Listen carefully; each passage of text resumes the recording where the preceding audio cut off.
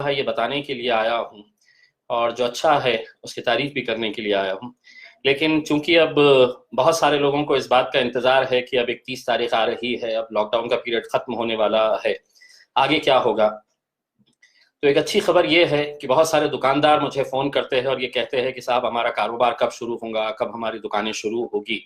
तो उनके लिए अभी अभी एक नया सर्कुलर जो आज ही के दिन निकला है, उस सर्कुलर के हिसाब से अब ये है कि 29 तारीख के दिन से ये एक्सपेरिमेंट किया जाएगा। अब औरंगाबाद जिले के अंदर इसका इम्प्लीमेंटेशन हम कौन सी तारीख से करते हैं, ये यहाँ के जितने भी अधिकारी है, ये अधिकारी उनके साथ बैठ के उसका इम्प्लीमेंटेशन किस तरह से होगा ये तय करना बाकी है। लेकिन अगर देखा जाए तो जो नया सर्कुलर गवर्नमेंट ऑफ महाराष्ट्र ने निकाला है, उसके तहत अब हर तरह की दुकानों को सुबह 9 बजे से लेके शाम में 5 बजे तक के लिए खोला जा सकता है। यानी कि 9 से 5 हर तरह की दुकान जो है अपना कारोबार आप शुरू कर सकते हैं, लेकिन उसके लिए कुछ कंडीशंस डाली गई है। यानी कि आप ये समझ लीजिएगा कि जो राइट साइड की जो दुकानें हैं, अगर एक तरफ जितनी भी दुकानें हैं, अगर राइट साइड की अगर दुकानें जितनी भी है, तो एक दिन सिर्फ राइट साइड की दुकानें खुलेगी और दूसरे दिन लेफ्ट साइड की दुकानें खुलेगी। जिस दिन राइट साइड की दुकानें खुलेगी तो यानी कि लेफ्ट साइड पूरी तरह से खाली रहेगा, वहां पर आपकी गाड़ियां पार्किंग की जा सकती है और जो सड़क का बीच का जो रास्ता रहेगा वो सोशल डिस्टेंसिंग के हिसाब से उसका इस्तेमाल किया जा सकता है। गवर्नमेंट ने कुछ कंडीशंस रखा है, दुकानदारों से ये कहा है कि सोशल डिस्टेंसिंग को मेंटेन करने के लिए दुकानों के सामने मार्किंग कर ली जाए कि ग्राहक कितनी दूर के डिस्टेंस के ऊपर खड़े रहना चाहिए। लेकिन मैं समझता हूँ ये एक अच्छा कदम है और सभी लोगों को इंतजार था, क्योंकि बहुत सारे लोग अब इस बात से परेशान थे कि हमारा कारोबार अब जल्द से जल्द शुरू होना चाहिए। तो इस नजरिए से ये सरकार के फैसले का हम स्वागत करते हैं, इस्तकबाल करता हूं मैं कि लेकिन औरंगाबाद के अंदर चूंकि गवर्नमेंट ऑफ महाराष्ट्र ने ये कहा है कि 29 तारीख के दिन से ये लागू किया जा सकता है, लेकिन लोकल एडमिनिस्ट्रेशन इसके ऊपर किस तरह से नजरिया रखते हुए ये 29 तारीख से इम्प्लीमेंटेशन किया जाएगा या 31 तारीख से किया जाएगा, ये यहाँ के जितने भी जिले के जिम्मेदार अधिकारी है, पदाधिकारी है, उन लोगों के साथ बैठकर इसके बारे में फैसला लिया जाएगा।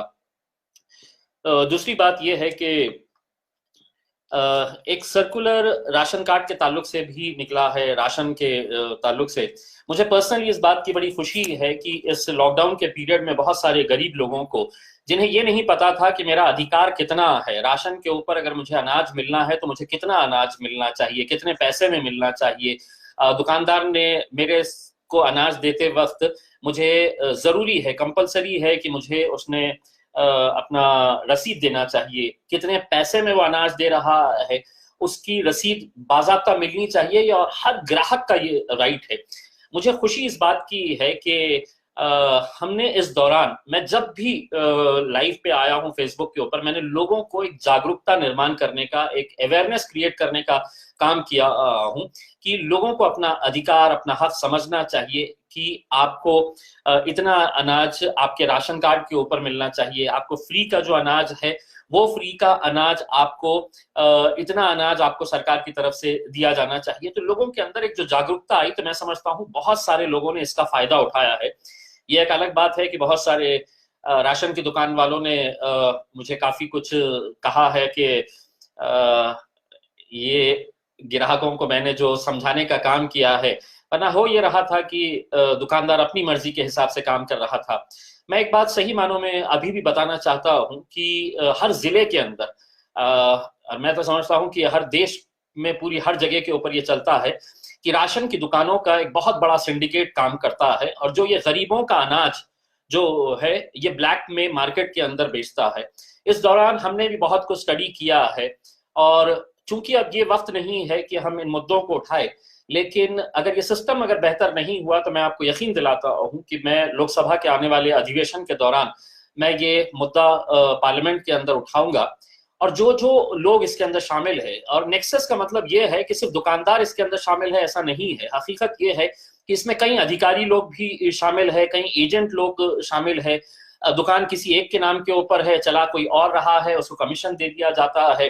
बल्कि यहाँ तक ये है कि इतना बड़ा नेक्सस है कि किस लेवल के ऊपर ये कहाँ कहाँ मैनेज किया जाता है, किसको कितना हफ्ता दिया जाता है, ये भी सब जानकारी है। और मैं आप लोगों से भी गुजारिश करना चाहूंगा कि आप लोग भी अपने तौर के ऊपर इसकी जानकारी देते रहिएगा। ऑनलाइन अगर जाएंगे तो ग्राहकों को ये समझना चाहिए कि ऑनलाइन में आपको पता चलता है कि आपको अनाज कितना मिलना चाहिए और आपको कितना दिया जा रहा है। दुकानदार नाराज तो होगा ही, क्योंकि पहली मर्तबा उसके दुकान से सही तरह से अनाज मिल रहा है। अब एक बात जो पिछले 2 महीने से हम लोग चीख चीख कर कह रहे थे कि जिसके पास राशन कार्ड है उसे तो ये अनाज मिल रहा है, लेकिन जिन लोगों के पास राशन कार्ड नहीं है तो क्या वो भूखे मर जाए? उनके लिए कुछ नहीं होना चाहिए। तो आखिरकार सरकार ने ये फैसला लिया है और एक नया नोटिफिकेशन जारी करते हुए सरकार ने ये बताया है कि जिन लोगों के पास 19 तारीख का ये परिपत्रक है, जिसके अंदर लिखा है की कोणत्याही राज्य योजनेमध्ये समाविष्ट नसलेल्या विना सिद्ध पत्रिका धारकांच्या ना माहे मे व जून 2020 या 2 महिन्याच्या कालावधीकरिता मोफत तांदूळ वितरित करण्यात येणार आहे। यानी कि मई और जून में उन लोगों को भी अनाज मिलेगा जिनके पास कोई राशन कार्ड नहीं है या जो कोई भी गवर्नमेंट की स्कीम के अंदर बैठते नहीं है। उन लोगों की लिस्ट तैयार करने का है, उन लोगों की लिस्ट तैयार करके डिस्ट्रिक्ट कलेक्टर ऑफिस में देने का है या म्युनिसिपल कमिश्नर ऑफिस के अंदर देने का है। उसके भी बहुत सारे नियम बनाए गए हैं। सिर्फ अफसोस इस बात का है कि बहुत देर कर दी ये नोटिफिकेशन निकाल कर। अगर ये शायद पहले निकल जाता तो बहुत सारे लोगों का, क्योंकि सरकार भी जानती है कि बहुत सारे ऐसे लोग हैं जो जिनके पास राशन कार्ड नहीं है। तो मैं उन लोगों का शुक्रिया अदा करूंगा, बहुत सारे एनजीओ जिन्होंने इस मौके के ऊपर गरीबों तक खाना पहुंचाने की कोशिश की है, प्रयत्न किया है।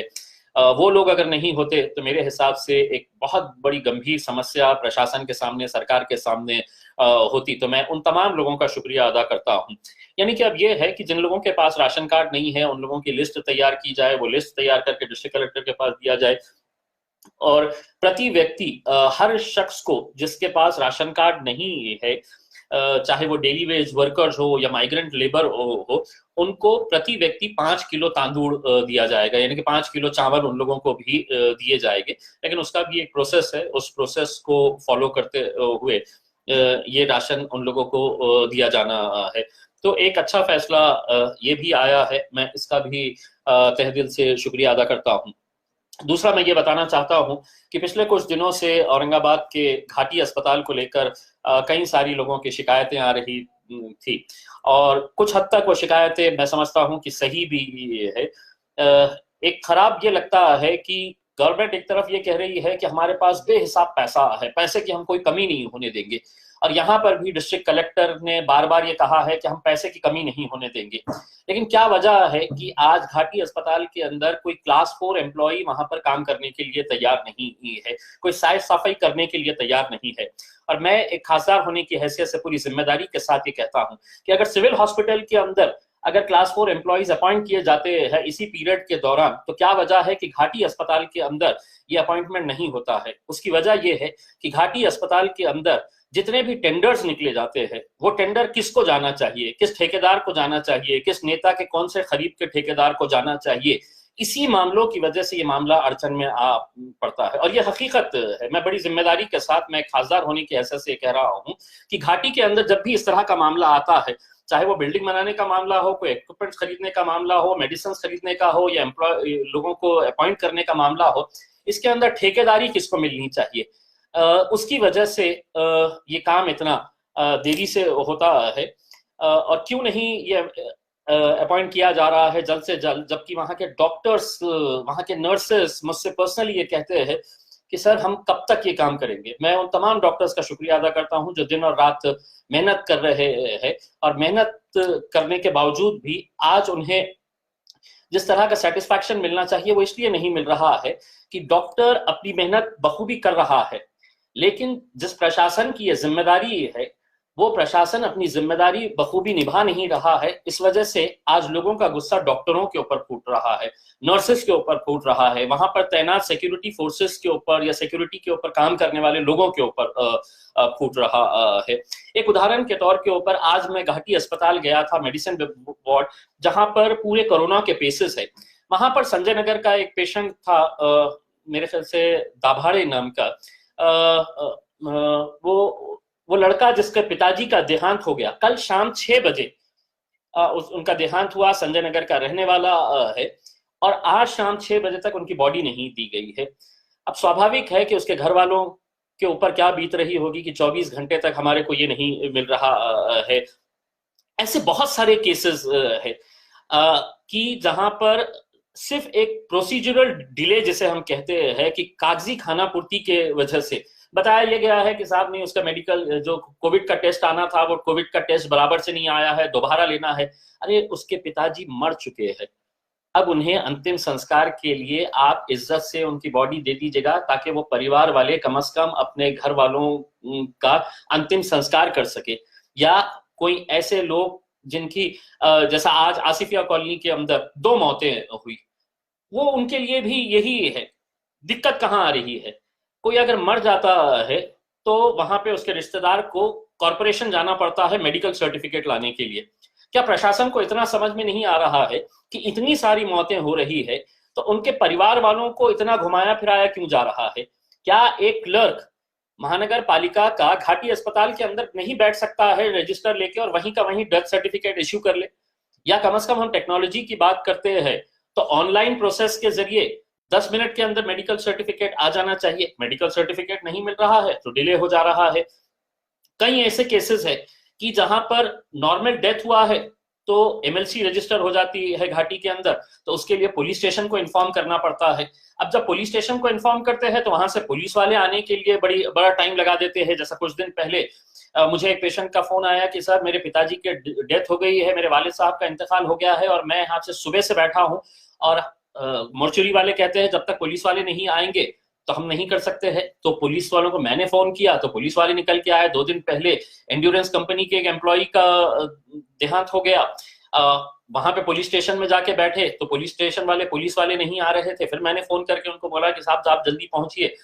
तो ये जो प्रोसीजरल डिलेज जो है ये मेरे हिसाब से ये कम किए जा सकते हैं, क्योंकि एक तरफ हम ये भी समझते हैं कि पुलिस डिपार्टमेंट हो, मेडिकल डिपार्टमेंट हो, ये बहुत स्ट्रेस्ड आउट हो गया है, लेकिन दूसरी तरफ ये बात भी सही है कि जो लोग जिनके घर में डेथ हुई है वो लोगों के बारे में भी सोचना चाहिए कि उनकी मानसिकता क्या है, उनके अंदर जो डर का एक भाव है वो भाव को देखते हुए उनकी फीलिंग्स को भी समझना चाहिए। और मेरे हिसाब से ये कोई बहुत बड़ा काम नहीं है।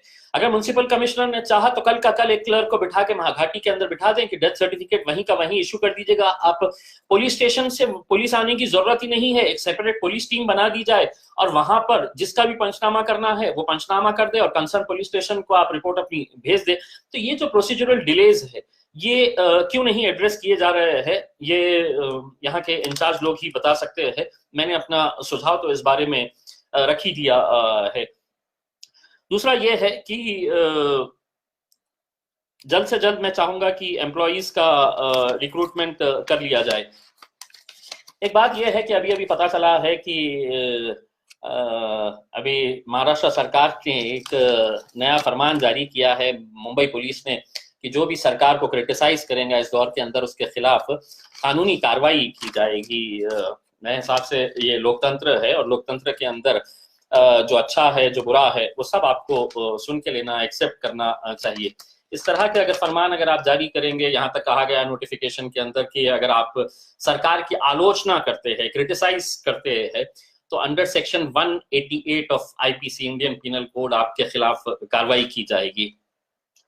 मैं देखिए सुप्रीम कोर्ट का बहुत आदर करता हूं, हमारे देश की सर्वोच्च न्यायालय है और सुप्रीम कोर्ट जब कल के दिन एक फैसला सुनाती है कि सुप्रीम कोर्ट बहुत चिंतित हुआ कि जो माइग्रेंट वर्कर्स है उन लोगों के बारे में सुप्रीम कोर्ट ने आखिरकार दखल ली। मैं हिंदुस्तान की जनता की तरफ से सुप्रीम कोर्ट का बहुत बहुत धन्यवाद अदा करता हूं कि 2 महीने के बाद, 2 महीने से ज्यादा का वक्त होने के बाद सुप्रीम कोर्ट को यह एहसास हुआ और यह दिखा कि हाँ, माइग्रेंट वर्कर्स जो सड़कों के ऊपर निकल रहे हैं, जो कई सारे लोग तपती धूप के अंदर अपने मंजिल तक पहुंचते पहुंचते दम तोड़ दिए हैं, वो लोग के बारे में सुप्रीम कोर्ट ने ये जब दखल ली तो मुझे ऐसा लगा कि बहुत देर कर दी। क्योंकि आज आपकी दखल का कोई मतलब नहीं इसलिए निकलने वाला है कि कई सारे मजदूर अब या तो पैदल निकल चुके हैं, या साइकिलों पे निकल चुके हैं, गाड़ियों में निकल चुके हैं, ट्रेन के अंदर निकल चुके हैं, अपने मंजिल तक पहुंच चुके हैं। लेकिन अगर यही बात अगर आप 1 महीना पहले अगर कर दिए होते, तो यकीनन जिस उच्च न्यायालय के ऊपर हमें इतना गर्व है, इतना अभिमान है, और एक सुप्रीम कोर्ट, मतलब इस देश का सर्वोच्च न्यायालय इन लोगों की पीड़ा को समझ रहा है। कुछ दिन पहले जब पीआईएल फाइल किया गया था, तो सुप्रीम कोर्ट ने कहा कि नहीं, तो टेबल के ऊपर एक पेपर रखा हुआ है मेडिकल का, तो सुप्रीम कोर्ट ने मना कर दिया था कि नहीं, हम इस बारे में दखल नहीं दे सकते हैं। अगर आप नहीं देंगे तो कौन देगा? इस मुल्क के वजीर आजम तो कुछ कहेंगे नहीं, तो हमारी उम्मीद सिर्फ सरकार के ऊपर थी। दोस्तों, मैं एक बात हमेशा से ये कहता आ रहा हूं कि अगर आज हमारे पास औरंगाबाद के अंदर अगर अच्छे अस्पताल होते, तो शायद हमारी इतनी बुरी दशा नहीं होती, इतनी हमें तकलीफों का सामना नहीं करना पड़ता। मुझे अफसोस इस बात का है कि जब भी मैंने अच्छे अस्पतालों के लिए आवाज उठाई, तो मेरे ऊपर आलोचना ये की गई कि नहीं, मैं देखिए किसी के स्मारक का विरोध कर रहा हूँ, किसी महान पुरुष का विरोध कर रहा हूँ। मेरा मकसद बिल्कुल ऐसा नहीं था, या मैं ये जानता था कि कोरोना वायरस कभी आएगा, लेकिन मुझे मालूम था कि हमारे पास मेडिकल सिस्टम कितना खराब है, और वो मेडिकल सिस्टम को अगर हमको बेहतर बनाना था, तो हमारे पास मेडिकल सर्विसेज बहुत अच्छी सक्षम होने की जरूरत थी। मैंने 2013 का एक प्रपोजल है औरंगाबाद के अंदर 200 बेड का हॉस्पिटल बनाने का, वुमेन एंड चाइल्ड हॉस्पिटल। इसके लिए जरा सी जमीन हमें नहीं मिल रही थी, और कितनी जमीन, तो 7 एकड़ जमीन महज चाहिए था, वो जमीन नहीं मिल रही थी। मैंने लगातार विधानसभा के अंदर ये उठाया, और सिर्फ मैं बोल रहा हूं ऐसा नहीं है, आप मेरे यूट्यूब के ऊपर जाके देख सकते हैं कि मैंने विधानसभा के अंदर कितने बार इन मुद्दों को उठाया। आखिरकार जब सरकार के ऊपर जरा सा भी इसका असर नहीं हुआ, तो मैंने मुंबई हाईकोर्ट के औरंगाबाद बेंच के अंदर पब्लिक इंटरेस्ट लिटिगेशन डाला कि यहाँ पर 200 बेड का हॉस्पिटल। अदालत ने उसकी दखल ली, उसके नोटिस दिए गए। लेकिन दोस्तों देखिएगा कि सरकार की प्रायोरिटीज क्या होती है, आप समझने की कोशिश करिएगा कि औरंगाबाद के अंदर शिवसेना की सरकार है, महाराष्ट्र में शिवसेना का महानगर पालिका और भारतीय जनता पार्टी का महानगर पालिका के ऊपर पिछले 25-30 सालों से कब्जा है। मैं राजनीति नहीं कर रहा हूं, लेकिन ये अस्पताल अगर बनेगा तो किसी एक जाति, एक धर्म या एक मजहब के लिए नहीं बनेगा, इंसानियत के लिए बनेगा। तो इसीलिए मैंने ये कहा था कि आपको अगर यहाँ पर सही मानों में अपने नेता को श्रद्धांजलि देना है, तो आप उनके नाम के ऊपर एक भव्य अस्पताल बनाइएगा, उनके नाम के ऊपर एक अच्छा एजुकेशन इंस्टीट्यूशन बनाइएगा, उनके नाम के ऊपर आप एक हॉस्टल बनाइएगा। लेकिन उन्होंने कहा कि नहीं, देखिए ये खासदार कह रहा है तो इसके पीछे राजनीति। अगर आज वो अगर सुन लेते, तो शायद हमारे पास एक 200 बेड का एक और एक हॉस्पिटल हमारे पास तैयार रहता। लेकिन आप देखिएगा कि इसी बजट के दौरान ये अस्पताल के लिए आखिरकार जब हाईकोर्ट के अंदर हमने गए और हाईकोर्ट के अंदर पिटीशन दिया, तो हाईकोर्ट को medical department government of Maharashtra ने एक पत्र दिया, और वो पत्र है 5 मार्च 2020 का। ये 5 मार्च 2020 का ये पत्र है जो हाईकोर्ट के अंदर मेडिकल डिपार्टमेंट की तरफ से सबमिट किया गया है। और उसमें सुनिएगा क्या लिखा हुआ है। PIL क्रमांक 99/2017 इम्तियाज जलील विरुद्ध महाराष्ट्र शासन, ये पब्लिक इंटरेस्ट लिटिगेशन के बारे में।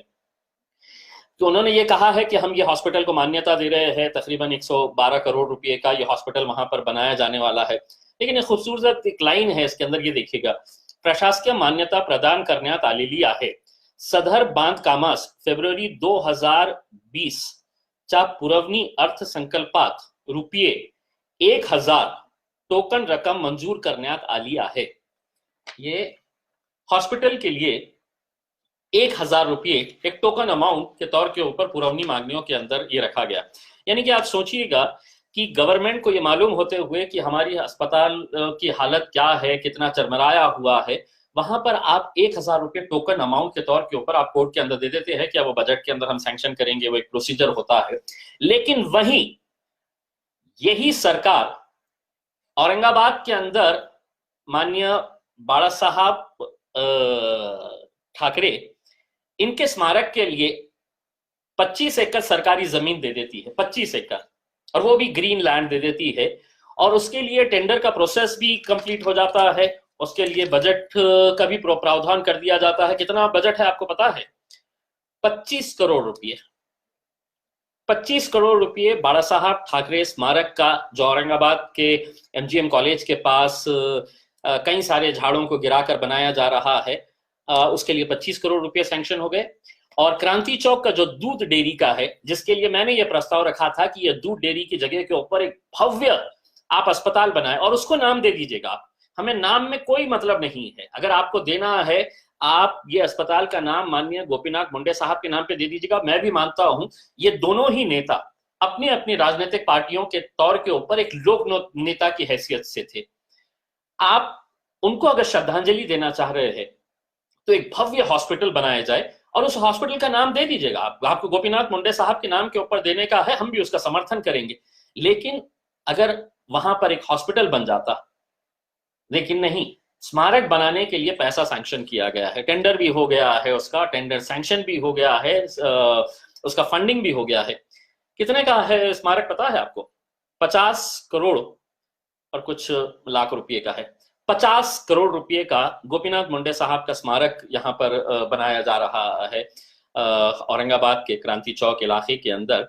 और अस्पताल के लिए, उसी जगह के ऊपर अस्पताल बनने के लिए 1000 रुपया यहाँ पर जो दिया जा रहा है, वो मेरे हिसाब से ये बात को दर्शाता है कि कहाँ पर हम हमारी प्राथमिकताएं क्या है, हम किसी ना किसी को खुश करने के लिए किस हद तक चले जाते हैं। और आखिर में मैं जब ये कहता हूं, जब मैंने उन मजदूरों को रेलवे के नीचे कुचल कर मरते हुए देखा और जब उस दिन मैं पटरियों के ऊपर गया था, तो मैंने कहा था ये एक्सीडेंट नहीं है, ये हत्या है।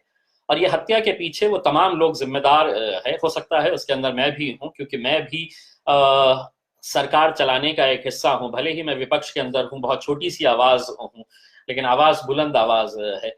तो मैं भी उसके लिए एक जिम्मेदार हो सकता हूं कि आप इतना बड़ा एक एक्सीडेंट हो जाता है और उस एक्सीडेंट के अंदर आप कहते हैं कि महज एक एक्सीडेंट है, बल्कि वो एक्सीडेंट नहीं, एक हत्या थी। देखिए गवर्नमेंट किस तरह से खिलवाड़ करती है गरीबों के साथ, उसका एक दूसरा उदाहरण मैं आपको देना चाहता हूं। यहां से जब मजदूरों को ले जाने के लिए बसेस का इंतजाम किया गया है और रेलवे का इंतजाम किया गया है, ये जानते हुए कि यहाँ पर हजारों की संख्या के अंदर मजदूर है जो बिहार के हैं, उत्तर प्रदेश के हैं, पश्चिम बंगाल के है, झारखंड के हैं, हजारों के हैं, तो उनके लिए ट्रेन स्टार्ट की गई है। अभी भी मुंबई के अंदर और बहुत सारे शहरों के अंदर हजारों में नहीं लाखों के अंदर ऐसे मजदूर है जो अपने अपने गांव जाना चाहते हैं और सिर्फ इंतजार है उन्हें तो ट्रेन का। लेकिन अब ट्रेन जब यहाँ से औरंगाबाद से स्टार्ट की गई तो हम खुद गए थे ट्रेन के अंदर, वहां पर उन मजदूरों को छोड़ने के लिए, क्योंकि जो हेल्प डेस्क मैंने स्टार्ट किया था, क्या कम से कम वहां से 10,000 लोगों ने रजिस्ट्रेशन कराए थे। तो मुझे खुशी इस बात की है कि मेरी टीम ने उन 10,000 लोगों को ऐसी मदद पहुंचाई है कि आज कम से कम वो अपने घर पहुंच गए हैं। और यकीनन उनका आशीर्वाद, उनके परिवार वालों का आशीर्वाद, उनके घर वालों की दुआएं हमारे साथ है कि ऐसे मुश्किल घड़ी के हमने उनका साथ दिया। लेकिन जब ट्रेन के अंदर हमने जाकर देखा तो ट्रेन के अंदर ये बताया गया कि साहब इसके अंदर हमको सोशल डिस्टेंसिंग मेंटेन करना है। और सोशल डिस्टेंसिंग मेंटेन कैसा करना है, तो ट्रेन की जो बर्थ होती है उस बर्थ के ऊपर सिर्फ 2 ही लोग बैठेंगे, यानी कि ट्रेन के कंपार्टमेंट के अंदर सिर्फ 4 ही लोग बैठेंगे। अब मैंने जब वहां पर गया तो मैंने ये कहा कि साहब ये जो बच्चे हैं, ये जो माइग्रेंट्स है, ये एक एक रूम के अंदर 8-8, 10-10 मजदूर रहते हैं। ये इतने दिनों तक सोशल डिस्टेंसिंग का नहीं है, आज इनको घर पे जाने की बारी आई तो आप सारे कायदे कानून सोशल डिस्टेंसिंग की बात कर रहे हैं। जब आपने शराब के बारे में फैसला लिया था तो लोग एक दूसरे के आंख के ऊपर चढ़कर जा रहे थे, तब आपको सोशल डिस्टेंसिंग का एहसास नहीं हुआ था। आपको तो ये चाहिए था कि हमें पैसा कितना मिलेगा करके। आज यही गरीब है तो उसके लिए ये कानून। तो फिर सरकार ने प्लेन्स की इजाजत दे दी, हवाई जहाज हम शुरू करेंगे करके, और प्राइवेट एयरलाइंस के साथ एयर इंडिया को भी इजाजत दे दी गई है। आप बहुत सारे नेट के ऊपर जाकर देख लीजिएगा, बहुत सारे फोटोज देख लीजिएगा, और उन फोटोज के अंदर आपको एक चीज दिखाई देंगी कि पहले सरकार ने यह फैसला किया कि जो हवाई जहाज के अंदर 3 सीटें लगातार होती है, जो बिल्कुल बाजू बाजू एकदम लग के होती है कि मेरा कंधा इनके साथ लग सकता है, एकदम तीनों के अंदर कोई डिस्टेंस नहीं होता है, सोशल डिस्टेंसिंग नाम की कोई चीज नहीं होती है। तो सरकार ने यह फैसला पहले लिया कि बीच की जो सीट रहेगी वो खाली रहेगी, वो हम बेचेंगे नहीं, और सिर्फ 3 की जगह 2 पैसेंजर्स जाएंगे, बीच की सीट खाली रख दी जाएगी। लेकिन प्राइवेट एयरलाइंस है, किसी ना किसी का इंटरेस्ट होता है, सरकार में बैठे हुए लोगों का इंटरेस्ट होगा, उनका क्या एग्रीमेंट है उनके साथ, क्या अंडरस्टैंडिंग है उनके साथ, कि आप अच्छी तरह से जानते हैं। पता चला कि ये बीच वाली सीट का मामला हटा दिया गया है। अब जितने भी प्लेन्स चलाए जा रहे हैं उन प्लेन्स के अंदर 3 पैसेंजर्स एक साथ मिलकर बैठ के जा रहे हैं 3 घंटे, लेकिन ट्रेन के अंदर कहते हैं कि नहीं वो गरीब है तो उसको नहीं, हम एक एक ही जाने देंगे, एक ही बर्थ के ऊपर एक एक ही जना जाएगा, बैठेगा भी एक ही जना। तो आप ये सोचिएगा कि क्या सरकार का एग्रीमेंट हुआ है कोरोना वायरस के साथ कि नहीं साहब, अगर आप प्लेन में अगर जाएंगे तो मैं बिल्कुल सताऊंगा नहीं पैसेंजर्स को, किसी भी तरह से उनको परेशान नहीं करूंगा, लेकिन ट्रेन के अंदर मैं आपको बराबर, अगर आप दूर दूर नहीं बैठेंगे तो मैं तो अटैक करूंगा करके। तो ये जो डुअल पॉलिसी है सरकार की, ये क्यों है? मतलब गरीबों को और कितना परेशान किया जाएगा? मुझे मालूम है कि मैं क्रिटिसाइज कर रहा हूं, लेकिन ये राइट है मेरा, क्योंकि ये डेमोक्रेटिक कंट्री है और डेमोक्रेटिक कंट्री के अंदर मुझे बोलने का अधिकार है, मुझे अपनी शिकायत रखने का पूरा अधिकार है। लेकिन आप ये नियम बनाते हुए एयरलाइंस के लिए एक अलग कानून बना रहे हैं और आप रेलवेज के लिए एक अलग कानून बना रहे हैं। तो मेरे हिसाब से ये बहुत ही दुर्भाग्यपूर्ण बात है कि आज इस तरह से ये फैसले लिए जा रहे हैं। मैं सिर्फ इतना उम्मीद करूंगा कि अब हम 31 तारीख के दिन करीब आ रहे हैं, बहुत उम्मीद है और कि हम लोग ने बहुत अच्छे तरीके से इसको हैंडल किया है। ये अलग बात है कि कई इलाकों के अंदर जिस तरह से सील किया गया था, मैं कतई इस बात के फेवर में नहीं हूं कि जिस तरह से सील कर दिया गया था, ऐसा था कि मतलब वहां से अगर किसी को इमरजेंसी के लिए भी बाहर निकलना होता है तो छोटा सा स्पेस तक नहीं छोड़ी गई थी। तो मैं उसका जमकर, मेरी नाराजगी भी मैंने दर्ज कराया हूं। तो बहुत ही मतलब गलत तरीके का ये डिसीजन था कि पूरे एरिया को आपने बैम्बूज लगा के, टीन के शेड्स लगाकर सील कर दिए है। अगर किसी को इमरजेंसी के लिए भी अगर बाहर जाना है तो वो बाहर नहीं आ सकता था, क्योंकि आपने इस तरह का, अगर किसी लेडीज को अगर किसी जरूरत काम से या किसी दूसरे हॉस्पिटल में जाने के लिए भी अगर रहता तो उनके लिए ये पॉसिबल नहीं था। तो मेरे हिसाब से ये जिस किसी ने भी फैसला किया है बहुत ही गलत फैसला था। इससे लोगों के अंदर नाराजगी बड़ी बड़ी है, लेकिन उसके बावजूद भी लोगों ने पूरी तरह से कॉपरेट किया है, इसीलिए मैं लोगों का तहे दिल से शुक्रिया अदा करता हूं।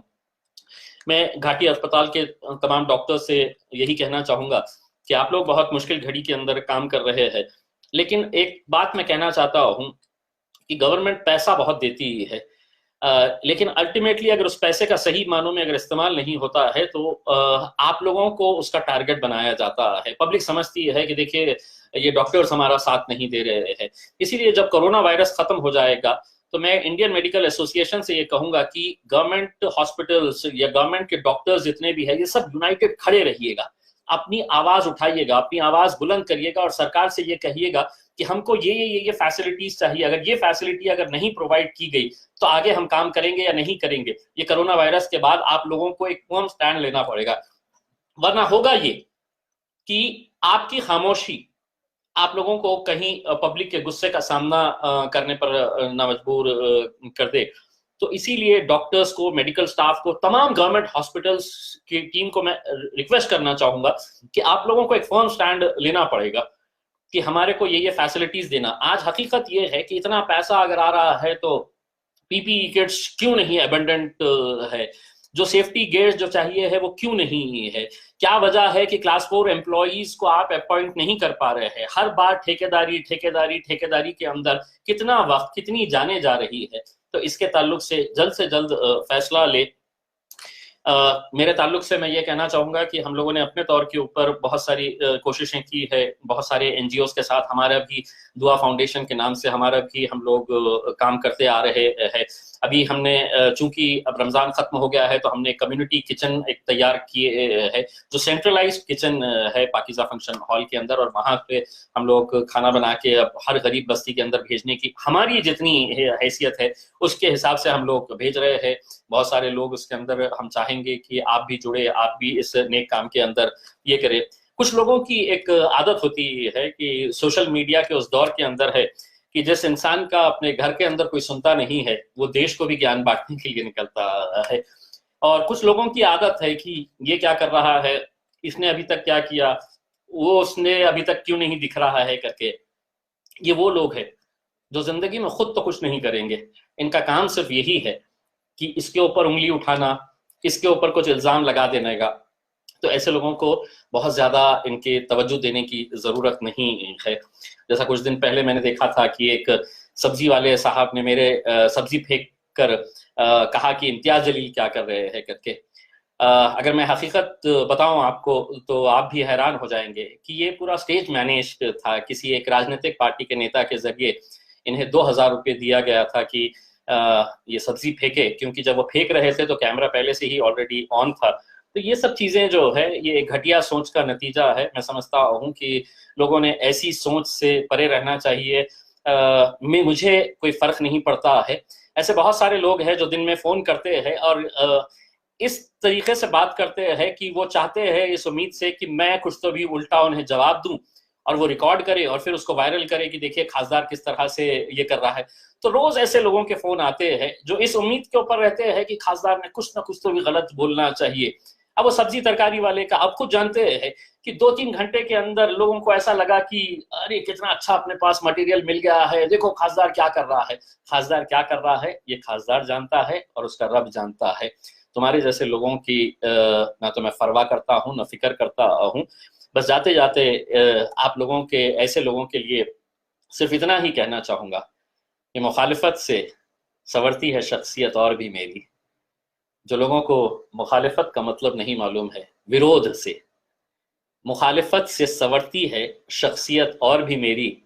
मैं अपने दुश्मनों का बड़ा एहतराम करता हूँ। थैंक यू वेरी मच, बहुत बहुत शुक्रिया।